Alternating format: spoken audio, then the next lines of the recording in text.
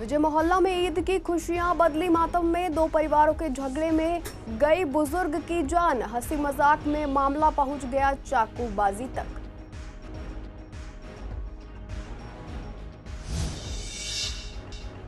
PD विहार के private अस्पताल में लगी आग। मक्कड़ अस्पताल बार बार लग चुकी है आग। एसी में लगने के बाद फैल गई थी आग।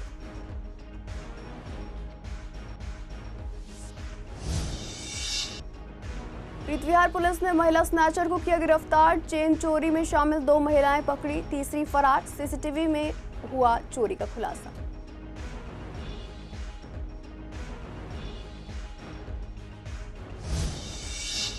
शाहदरा के छोटे बाजार में खरीदारी जोरों पर। चुनरी, चोला, साड़ी और श्रृंगार की बड़ी मांग। हवन पूजन सामग्री की बिक्री में भी हुआ इजाफा।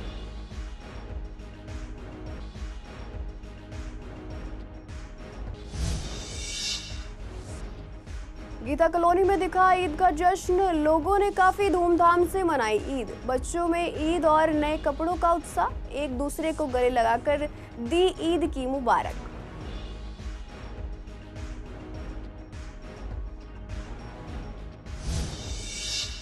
नमस्कार, आप देख रहे हैं सीसीएन डिजिटल। मैं हूं आपके साथ शिवानी तिवारी। स्वागत है आपका हमारे खास कार्यक्रम पूर्वी दिल्ली खास में। बुलेटिन की शुरुआत करते हैं कुछ खास खबरों के साथ। पूर्वी दिल्ली में ईद के मौके पर एक परिवार की खुशियां मातम में बदल गईं।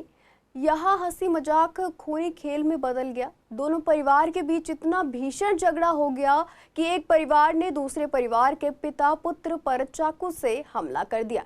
इस हमले में घायल बुजुर्ग की सोमवार सुबह मौत हो गई, जबकि घायल बेटे की हालत गंभीर बनी हुई है। मामला जाफराबाद इलाके के विजय मोहल्ला का है। मृतक की पहचान 60 साल के रईसुद्दीन के तौर पर हुई है।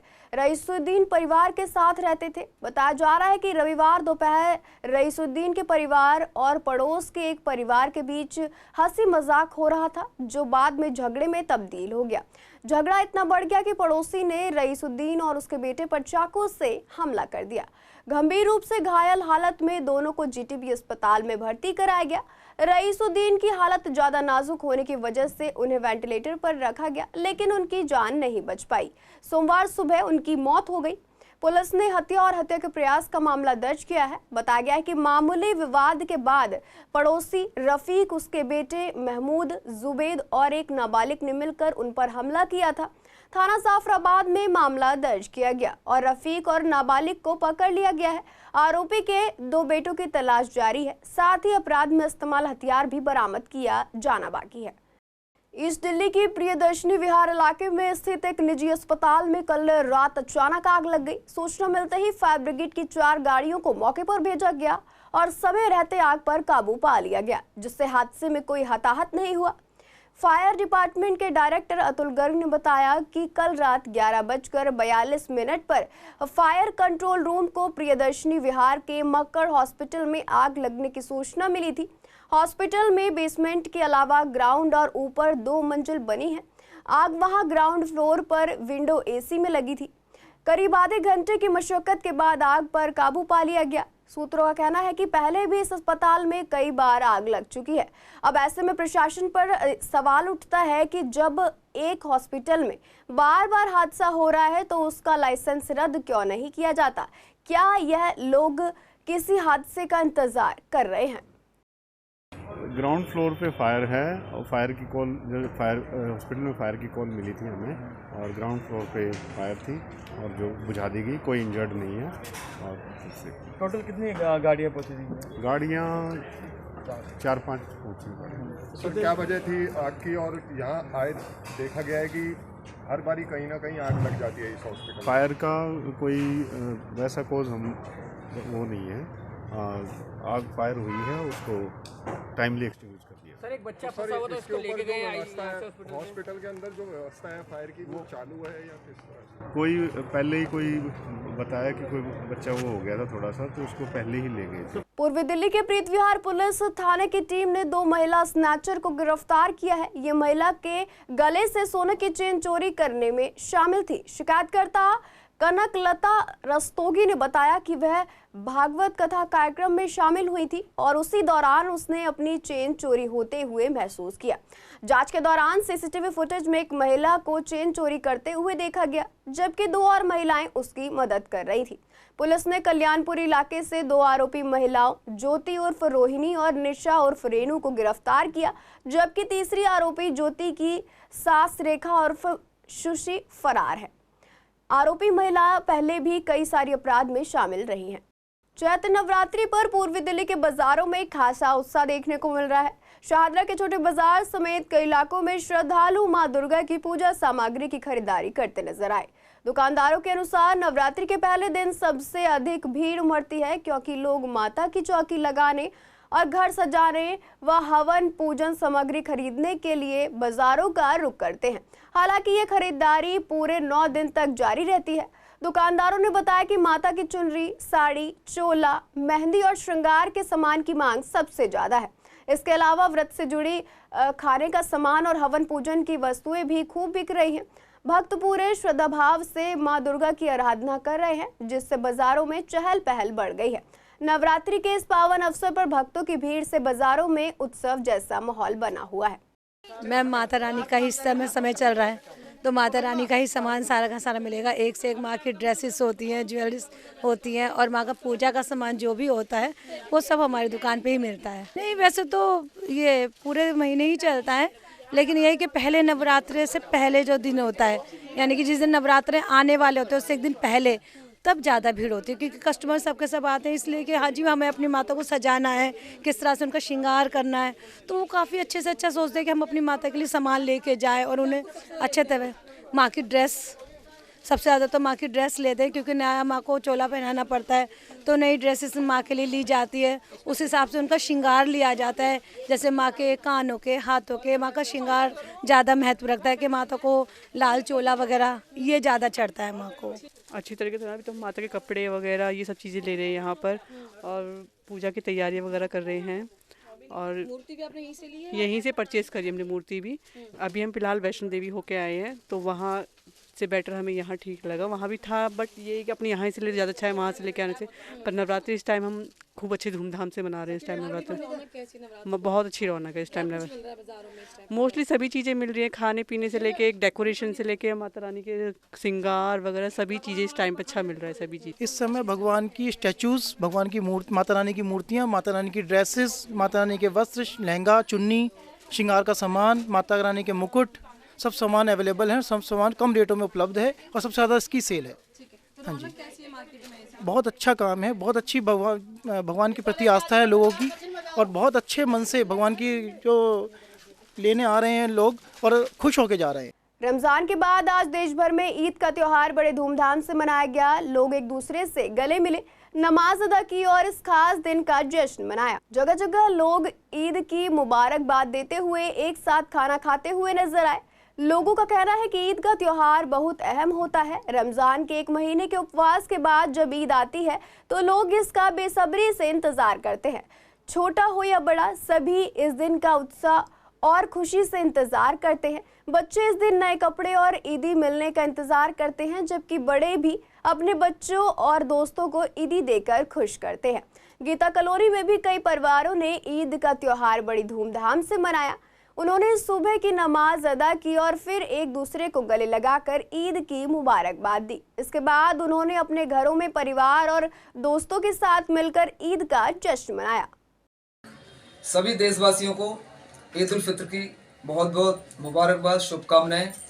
हमने देखा कि जहां ईद पड़ती है, रमज़ान पड़ते हैं, वहीं नवरात्रे पड़ते हैं, तो ये देश के लिए बहुत अच्छा माहौल है, भाईचारे का एक अच्छा पैगाम है। और हमारे हिंदुस्तान में अमन, चैन, प्यार बना रहे और खुशियाँ बने रहें। हम यही चाहते हैं कि हमारा मुल्क, हमारे भाई सब मिलकर रहें, प्यार से रहें, देश उन्नति करे, प्रगति करे। आपके चैनल के माध्यम से मैं कहना चाहूँगा कि सब प्यार से रहें, मिलजुल कर रहें। सब पूरे महीने रमजान रखते हैं। रमजान रखने के बाद जो है, ये महीने गिरने के बाद जो है फिर ईद मनाते हैं। सब मीठी सोई मनाते हैं, आपस में गले मिलते हैं, ये आपस में भाईचारा बढ़ता है, प्यार मोहब्बत ये बढ़ता है। ये है सब कौम के लिए मोहब्बत का त्यौहार है। हम चाहते हैं कि सब लोग मोहब्बत से रहें, त्यौहार बनाएं, समझ गए। आप हमारा बनाओ, हम आपका त्यौहार बनाएं।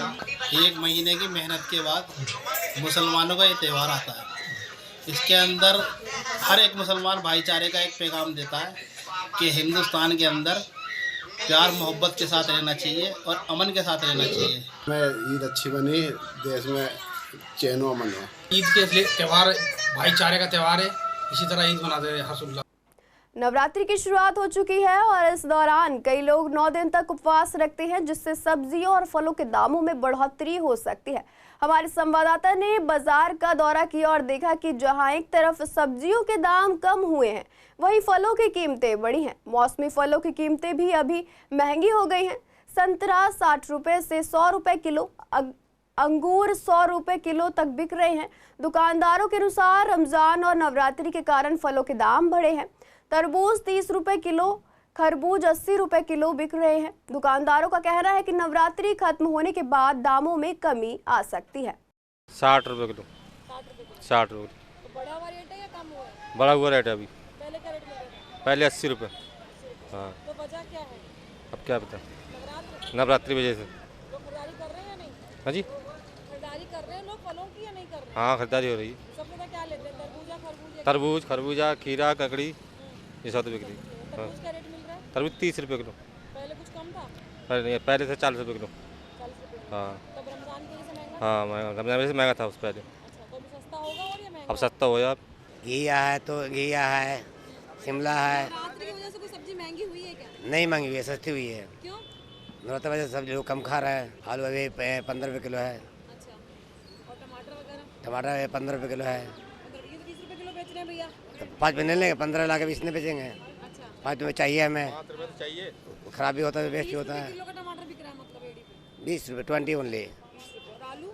आलू 20 ओनली। सेब तो वो तो बातें मत करो, वो तो कोलेस्ट्रॉल का माल है। हाँ, संतरा भी 100 है, अनार है, इससे तो महंगा ही फल, मतलब वैसे फल है वो महंगा ही है। यही सस्ते होंगे, अब होंगे और हो जाएंगे। अभी तो फिलहाल महंगे हैं, रमजान चल रहे थे, वो नवराते हैं, अब मतलब नवरात्र उतर जाएंगे, रमजान उतर के अब सस्ता हो जाएगा। वहाँ से ही खत्म खा के बैठे रहते हैं मंडी में कि माल महंगा रहेगा, कम आ रहा है, ये है वो है, दुनिया की बात है।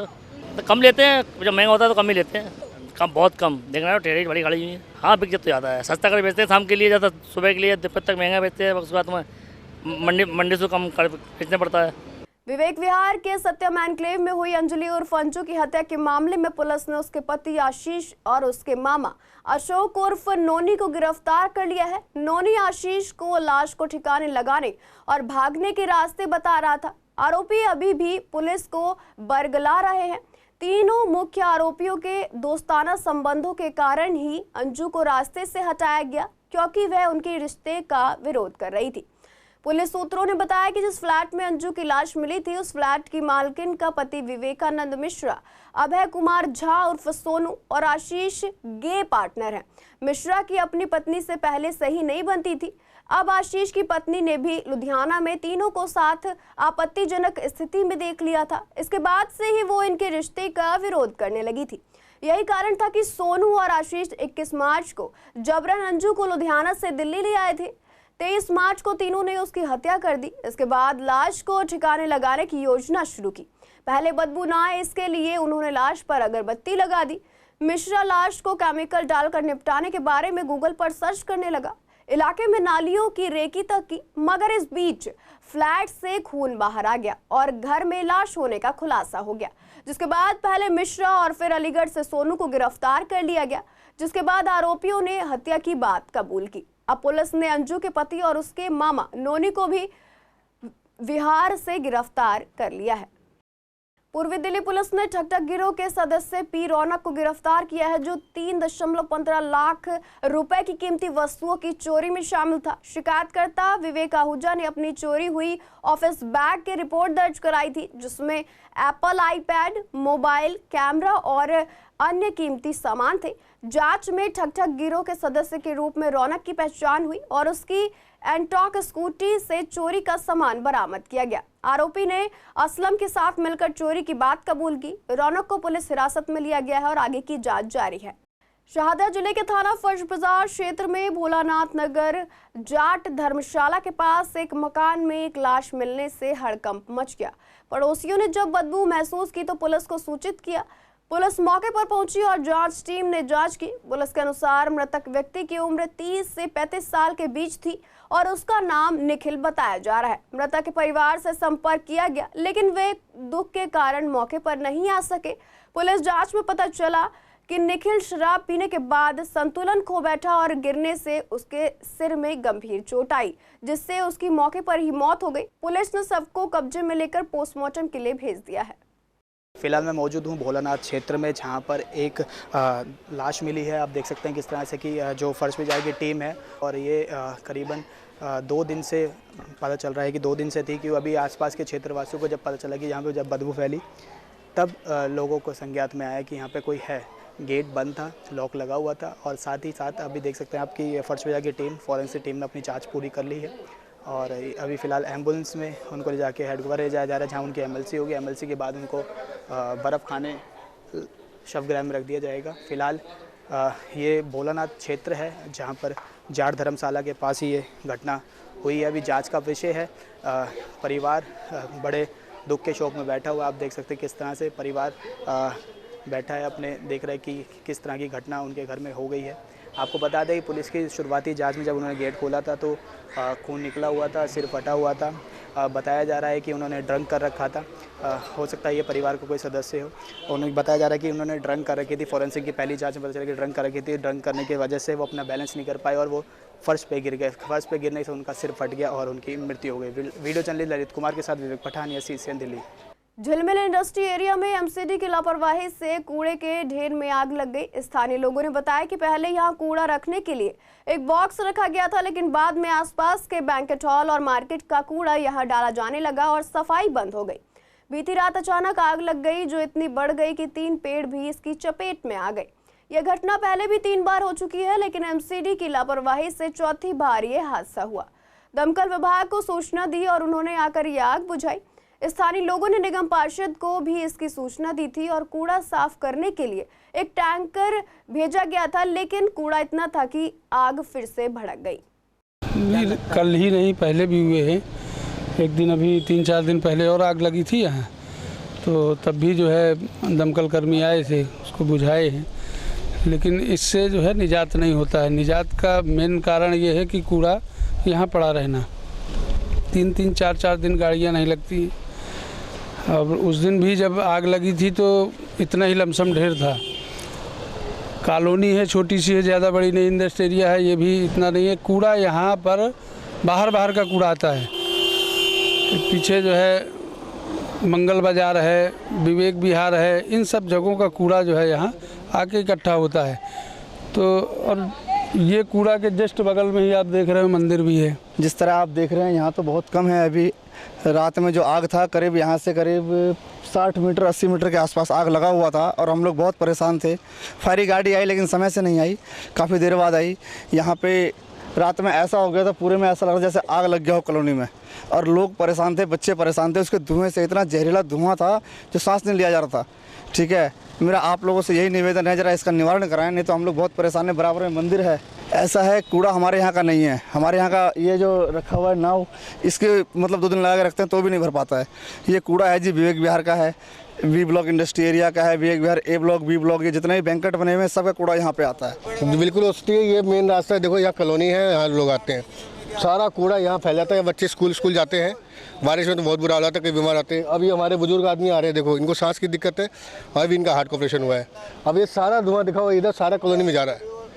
कितने लोग बीमार होंगे, क्या होंगे, भगवान जानता है कितना। और पोल्यूशन कम करने की बात चल रही है, यहाँ पोल्यूशन बढ़ रहा है। दिल्ली में कंप्लेंट कितनी बार कर चुके हैं, कूड़ा यहाँ से उठ नहीं रहा। पहले खत्ता बहुत आगे था, वहाँ भी खत्ता है, लेकिन अब यहाँ खत्ता आ गया, कॉलोनी का कूड़ा नहीं है। हाँ, दूसरा खत्ता बन गया। उन्होंने बंद कराया था कि जी उसे बंद करा देते हैं, उसके लिए अमूल की डेयरी उन्होंने खुलवाई, लेकिन वहाँ पे हुआ कुछ भी नहीं, उन्होंने बंद करा दिया। डेयरी भी नहीं खुली हुई, कुछ भी नहीं खुला हुआ।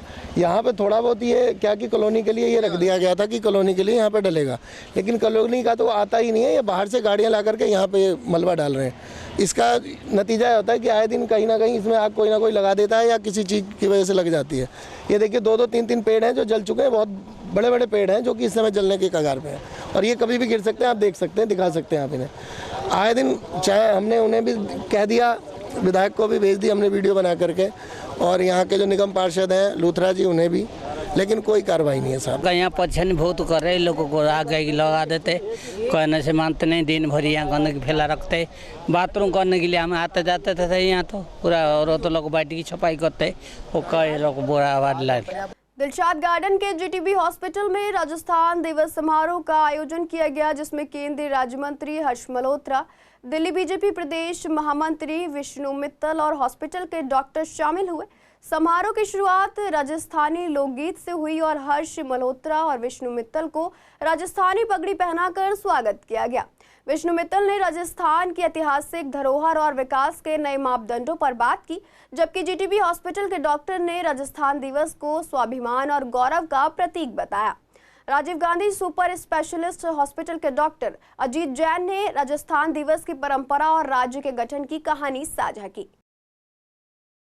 पिछले 3 साल से कंटिन्यू दिल्ली के, हमारे देश की राजधानी दिल्ली में राजस्थान दिवस के रूप में, स्थापना दिवस के रूप में मनाते आए हैं इतने सालों से। इसके उसमें मैं एक ही बात कहना चाहता हूँ सभी से कि हम लोग देश की राजधानी में हमारे जो राजस्थानी कल्चर है, जिसमें हम भाईचारा, जो राजस्थानी में दिखाया जाता है भाईचारा, हमारी संस्कृति जिसके नाम से हम फेमस हैं, उसको हमें दिखाने का हमारा उद्देश्य एक ही है, हमें दिखाना चाहते हैं। राजस्थान में तो मनाते ही हैं, लेकिन दिल्ली में बड़ी संख्या में राजस्थान के लोग रहते हैं। कई सारी विधानसभाएं ऐसे हैं जहां पे राजस्थान के लोग बड़ी संख्या में रहते हैं। मैं सभी दिल्ली में जितने भी राजस्थान के हमारे भाई बहन रहते हैं उन सबको राजस्थान दिवस की हार्दिक शुभकामनाएं देता हूं। राजस्थान वीरों की धरती रही है, त्याग और बलिदान की धरती है, और सभी राजस्थान के लोगों ने भारतीय जनता पार्टी को इस बार दिल्ली में पूरा समर्थन दिया है, उसके लिए भी मैं उनको धन्यवाद। ये राजस्थान दिवस जो 30 मार्च को बनाते हैं, ये बेसिकली राजस्थान के क्रिएशन के ऊपर है। राजस्थान जो 7 चरणों में बना, ये पहली बार 1947 के अंदर 23 मार्च को 4 रियासतों को बना के शुरू किया गया था, अलवर, भरतपुर, करौली और धौलपुर को। इसका नाम मत्स्य संघ था। फिर इसमें 25 मार्च 1948 को 8 और रियासतों का विलय किया गया, जिसमें टोंक, कोटा, बूंदी, झालावाड़, प्रतापगढ़, डूंगरपुर, बांसवाड़ा और किशनगढ़ थे, और इसका नाम मत्स्य संघ से राजस्थान संघ रखा गया। 30 अप्रैल 1948 को इसमें उदयपुर के रियासत का विलय किया गया, और ये राजस्थान संघ कहलाया मत्स्य संघ से, वृहत्तर राजस्थान से। उसके बाद 1949 में जयपुर, जोधपुर, जैसलमेर और बीकानेर रियासत को मिलकर संयुक्त राजस्थान बनाया गया। पूर्वी दिल्ली के विनोदनगर के केशव विद्या मंदिर मॉडल स्कूल ने धूमधाम से वार्षिक उत्सव मनाया। इस अवसर पर मुख्य अतिथि के तौर पर इलाके के विधायक रवि नेगी, एनडीएमसी के चेयरमैन कुलदीप चहल और सांसद हर्ष मल्होत्रा उपस्थित रहे। इस उत्सव में बच्चों ने अपनी कला और प्रतिभा का प्रदर्शन किया। बच्चों ने सांस्कृतिक कार्यक्रमों में भाग लिया और अपनी छुपी हुई प्रतिभा को सभी के सामने रखा। स्कूल के प्रधानाचार्य ने बताया कि बच्चों को कार्यक्रम के लिए तैयार करने में 10 से 15 दिन तक का समय लगा। उन्होंने ये भी कहा कि हर साल कुछ नया प्रयास करने की कोशिश करते हैं, ताकि बच्चों, पेरेंट्स और टीचर्स को कुछ नया सीखने को मिले। मैं कई वर्षों से, लगभग मुझे 20-25 वर्ष हो गए इस स्कूल से जुड़े हुए, देखते हुए, और इसमें बहुत सारे ऐसे गरीब बच्चे भी पढ़ते हैं जिनकी फीस माफ है। निःशुल्क शिक्षा भी इस स्कूल में दी जाती है, और बहुत अच्छे टीचर्स हैं स्कूल के अंदर। तो इस स्कूल का आज वार्षिक उत्सव है, और इसमें माननीय सांसद महोदय जी भी थोड़ी देर में उपस्थित होंगे। नहीं, फर्स्ट से लेकर 8वीं क्लास तक के बच्चे यहाँ पे पढ़ते हैं। आपने देखा है कि छोटे छोटे बच्चे, देखिए कितना उत्साह है उनके अंदर। केशव विद्या मंदिर स्कूल ऐसी एक कॉलोनी में है, जो इसमें बच्चे थोड़े से कम अमाउंट में भी बच्चे अच्छे पढ़ जाते हैं, और नर्सरी से लगा करके 8th क्लास तक के ये बच्चे हैं, जो केशव विद्या मंदिर स्कूल की अच्छी स्टाफ है, अच्छी व्यवस्था है, अच्छी देखरेख है। तो ऐसा मानने में मुझे अच्छा लगता है। आज ये एनुअल फंक्शन हो रहा है, बच्चों की परफॉर्मेंस देखी जाती है, और उससे क्या होता है कि टीचरों का भी पता लगता है कि बच्चों को कैसे तैयार किया जाता है। वार्षिक उत्सव हमारा पहले भी हुआ था, लेकिन इस बार काफ़ी सालों के बाद हुआ है। तो हमने अब आरंभ किया है, इसे आरंभ ही रहने देंगे, इसे अंत नहीं करेंगे। हमारे स्कूल का बहुत अच्छा सा इस समय हमारे को खुशी है, क्योंकि पहला नवरात्रा है, हिंदू नववर्ष का पहला दिन है। तो मैं सिर्फ यूँ कहूँगी सभी को नववर्ष की शुभकामनाएं। फिलहाल के लिए पूर्वी दिल्ली खास में इतना ही। ऐसी तमाम अपडेट्स के लिए बने रहिए CCN डिजिटल के साथ।